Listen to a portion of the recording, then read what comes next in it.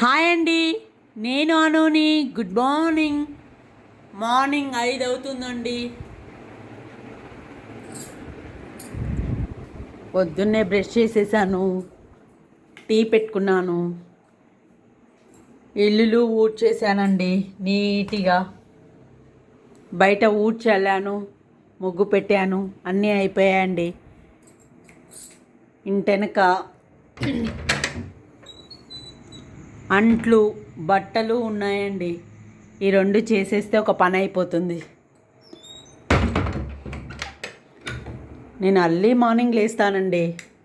Morning లేస్తే హెల్తీగా ఉంటుంది కదండి. అందుకే నేను మార్నింగే లేస్తానండి, చీకటితోని. మరి మీరెన్నింటికి లేస్తారండి?